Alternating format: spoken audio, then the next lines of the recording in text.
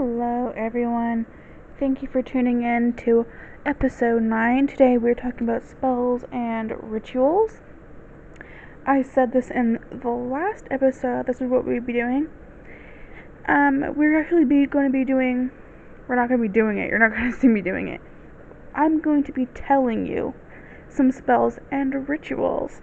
Some of these I've either done or very similar to.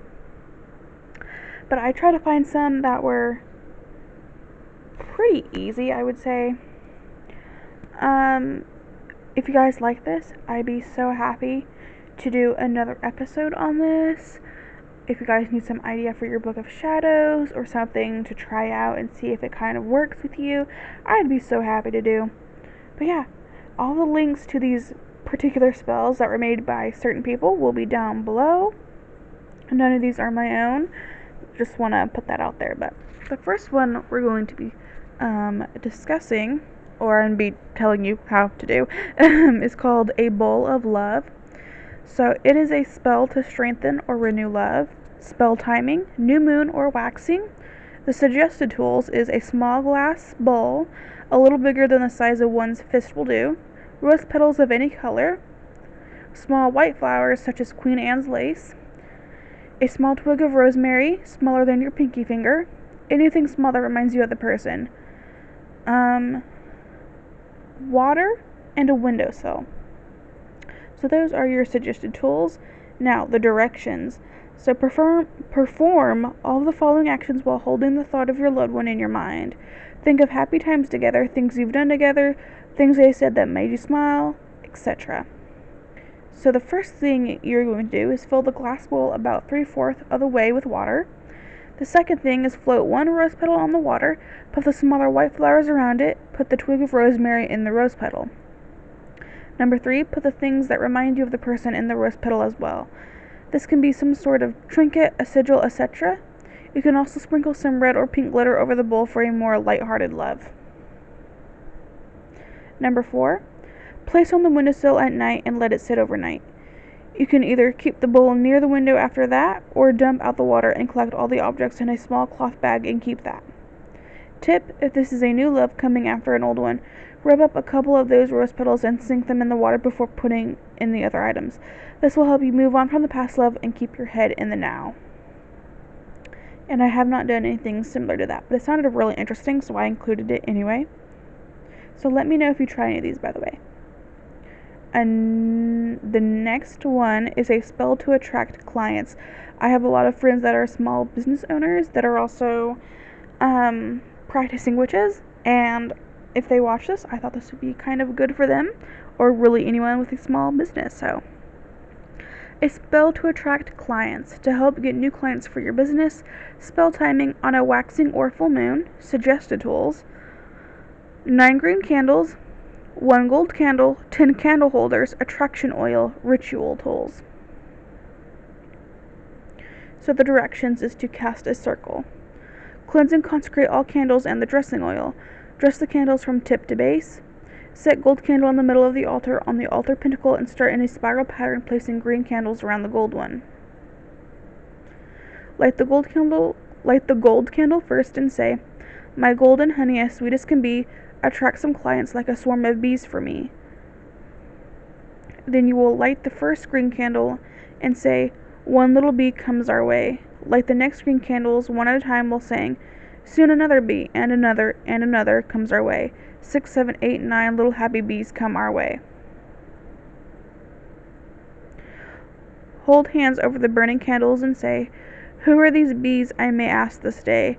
Happy, well-fitting clients willing to pay." And then you will circle hands in docile motion while saying, "These bees are prosperous clients that are a good fit for me. May they find their way to me like insects drawn to a flame. May they flock like wild birds and gather like the roaming antelope across the plains to us. Come one, come all, O prosperous clients, so mote it be." Then cakes and wine, close the circle, and it also works if you work it on a Monday as well. If you guys would like an episode, this is just a side note, on like the correspondences with like the days of the week, because I mention them a lot in some of my episodes, just let me know. And then our next spell. I feel like this would be very helpful to a lot of people, which is why I included it. And it is a spell to bring joy to a negative person. So it's with the subject's consent. This can make a depressed or negative person happier and more positive. Spell timing, a Friday.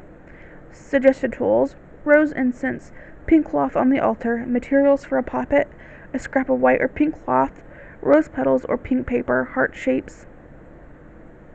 Hair, fingernails, soil from his footprints, and or a photo of the subject. Basil oil and perfume, sweet gentle music, and then your directions.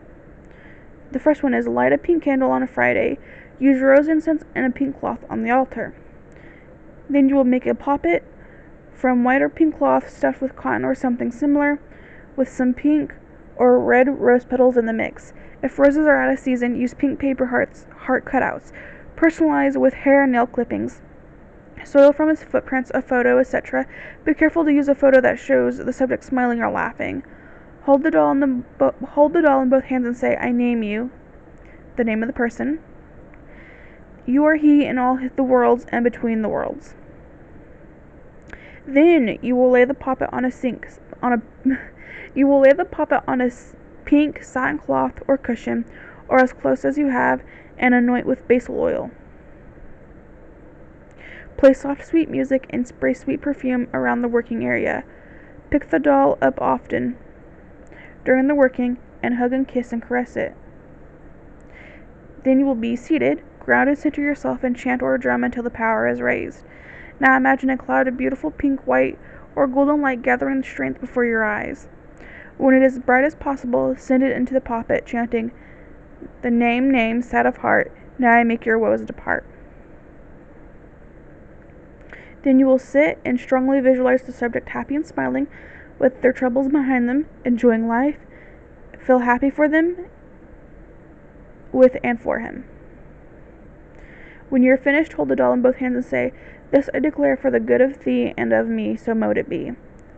Walk away and earth with food and drink. If you can, put the doll under the subject's bed.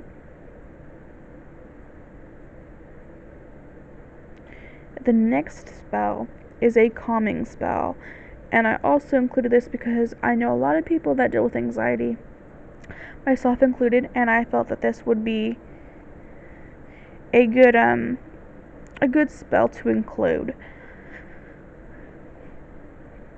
So it's a calming spell. It's to calm oneself in the beginning stages of an anxiety attack. The spell timing. When you feel yourself going into an anxiety attack. The suggested tools: protection crystal, grounding crystal, your own personal crystal. The directions: number 1, hold each crystal in each of your hands. This gives you something to physically ground yourself, as well as accepting the crystal's energies into your body. Second thing, focus your breathing into slow and deep breaths while relaxing the muscles in your face. Being aware of both of these actions helps to relax the rest of your body as well. And number 3, repeat this chant out loud. This distracts your thoughts from the things causing your anxiety, as well as focuses your attention away from the problems. This moment is as it should be. I am here, I am now, and I can make peace with this moment. I draw positivity into myself and expel the negatives. And that is the calming spell. Our next one is called How to Break a Curse.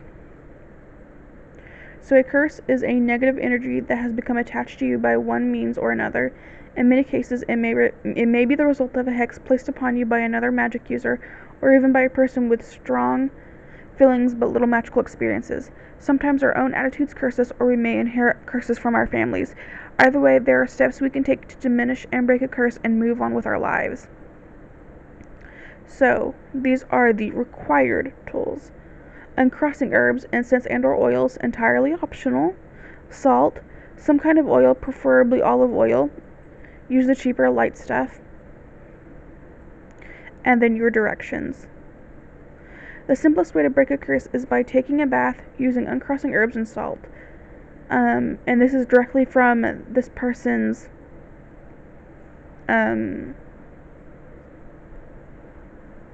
this is in their own words, so I'm going to be speaking it like I'm them. And they say, I like to make a salt scrub with equal parts salt and olive oil.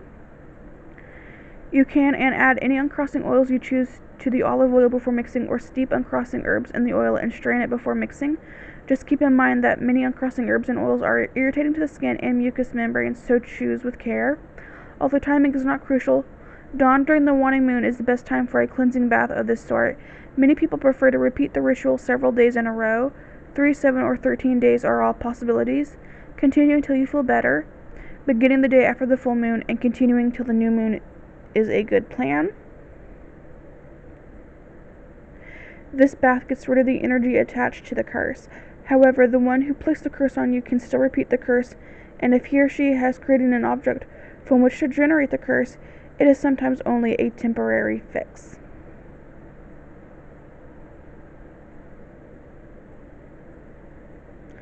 A curse can sometimes be drawn out using a vessel. In our history, animals were occasionally used as vessels and sacrificed afterward. This is obviously frowned upon today, but we have much more palatable options. Eggs are popular vessels for uncrossing in African American traditions. I have also seen potatoes used for this purpose, but an egg can be broken open and its contents examined to determine the effectiveness of the process. The vessel, preferably an egg, is passed over the body, beginning at the head, moving down, not swishing back and forth. Smooth, repeated downward motions. Prayers are spoken during the process. Afterward, the egg may be cracked open into a bowl of water and its contents examined. It should then be discarded at the base of a tree or at a crossroads. Like the bath, this process may need to be repeated several times to be effective. If a curse, object, or fetish exists and you can find it, you should bury it far away from you. Throw it in a river so it washes away, or if you can, destroy it and dispose of the parts in running water. Burning it and flushing the ashes down the toilet is a good option if it's flammable. You may also be able to use astral projection to find the link from you to the object and follow that link. A pendulum might be useful for this as well. A skilled practitioner may be able to destroy the object without actually contacting it physically. This involves astrally traveling to the object or its astral double and destroying it there. You may also want to put a binding spell on the person who cursed you. You may need to do some astral work here as well, especially if you do not know who sent the curse to you. On the astral plane, you can see your connection as cords leading between you and the person. You can cut these with a knife or scissors, or untie knots in them, or break the ties. Be sure to do another cleansing bath after this to get rid of any residual energy so the cords can't find their way back quickly. Obviously, not everything here is going to be within the abilities of every practitioner, and some curses are going to be beyond help from these methods. This is why we need to network and help each other. Do not expect someone who helps you to remove a curse to do so for free, however. Uncrossing work requires time, energy, and materials, and it can be dangerous work. If you were cursed because you harmed someone, then your curse is justified, and removing it can be very dangerous for the practitioner. You may personally be innocent, but we may have been burned before, and the risk involved is going to reflect our price. I'm sorry if I'm stuttering over my words. There's just a lot here. But do be careful of psychics, who declare you cursed out of the blue and then charge large fees for removing the curse, especially if the reading was cheap or free to begin with and your question was unrelated. That is a bait and switch trick. Get a second opinion and find someone you do trust to do your work for you. And then a petition, which I have done many, many, many times. So a petition is a written statement of intent or desire, ritually created and used as a spell object. While specific methods may vary by tradition, generally the petition is written on a piece of paper, sealed and activated in some way. It may then be used in conjunction with other objects as part of a larger spell, or the act of creating the petition may stand as a spell in itself. While a petition is often addressed to an individual spirit being, such as a god or saint, or a group of spirit beings such as the petitioner's ancestors, or perhaps the universe as a whole, petitions can be created without being addressed to anyone at all. While petitions can be written on any paper one has on hand, there are some traditions and more modern invocations that may be brought into the work. Hoodoo tradition suggests suggests that the paper should be brown paper and not cut with a blade. Thus, petitions are often written on craft paper or butcher paper, or obtained from plain brown paper grocery store bags. They are then carefully torn into the desired shape, which is traditionally simply a square. Some tradition says that the paper should be torn toward you if you are asking for something to come toward you, and that you should tear it away from you if you are sending something away. Some witches like to fashion their paper into a shape that they feel is appropriate to be working. A heart shape for love, a square for stability and balance, a circle for unity and abundance, an upward triangle for courage or protection, a downward facing triangle for fertility. Symbolism varies by tradition. Likewise, witches may choose to use paper or ink in a color that corresponds to the intention. Just a side note, a YouTuber that I love, The Witch of Wonderlust, her name is Olivia. She has a video all about petitions and using petitions in spell work, so I definitely suggest her if you want to see it actually in action, because that might help a lot more than just me speaking about it. But most practitioners will tell you that any pen or pencil can be used to write a petition, but some reserve a special pen just for petitions, especially if they use this method often. You may wish to cleanse and charge your pen or pencil, and indeed your paper, and any other tool you may be using prior to beginning your petition. The petition is targeted to identify the person who should receive the final result of the spell. There are a few ways to do this. The target can be identified in the top corner of the petition with the body of the petition written below, like the return address and body of a business letter. Another way is to write the target in the center of the paper and write the body of the petition in a circle around the identifying information. The identifying information of the target may take various forms. Usually the name is included, and the name is the most important. This may be followed by the birth date of the target, though this is not as important as the name. Sometimes just the name and birth date are written. Often the name is written 3 times. If the purpose of the spell involves binding 2 targets together, as in a love spell, one person's name is written 3 times over 3 lines. The paper is given a half sunwise, and the next person's name is written 3 times over the first person's name, so that the 2 names are crossed over each other. Again, if that sounded really confusing, which I'm sure it did, I was kind of confusing myself as I was talking. Again, I suggest going and watching The Witch of Wonderlust, because she explains it and shows you how to do it very well. But anyways, the body of the petition may be written below the targeting information or in a circle around it. The language should be positive in the form of an intention or a statement of will. It is believed that the petition statements will manifest quite literally, so if you write, "I wish to meet a handsome man," you will definitely manifest wishing to meet a handsome man. So a petition statement should say, "I will meet a handsome man," or if the petition is addressed to a spirit being, it should say, "Name of being, please aid me in my quest to meet a handsome man," or something like that. You can also offer a gift in return once your petition has been granted. For example, many petitions addressed to St. Jude includes a promise to publicly publish the petition. You see these occasionally in a newspaper, classified sections, and on Craigslist. Remember that if you do promise something in return, that you will have to deliver, so don't promise anything too crazy. Some people like to dress the petition with appropriate oils after it has been written. You may also wish to pass it through incense smoke or sprinkle powders over it, or draw appropriate symbols, sigils, or vivae, I think that's how you pronounce it, on it. This may be done before or after sealing the petition. Once you're happy with a petition, it is a good idea to read it out loud before sealing it. Some read it once, 3 times, or 9 times. Some will open it and reread it daily until the petition is fulfilled.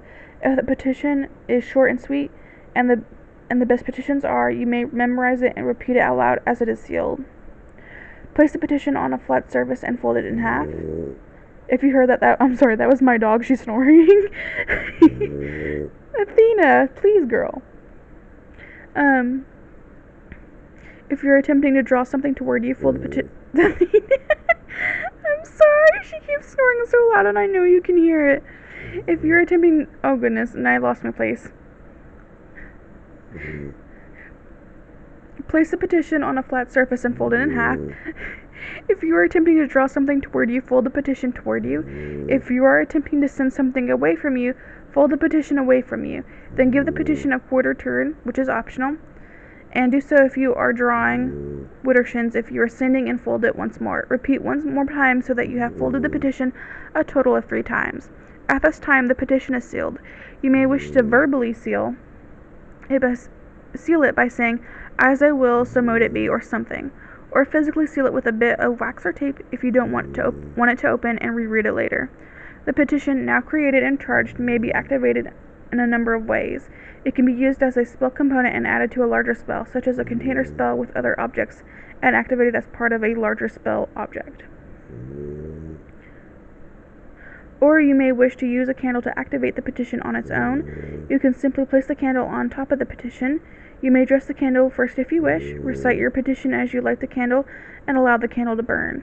If you're reciting your petition daily, you may wish to get a sizable candle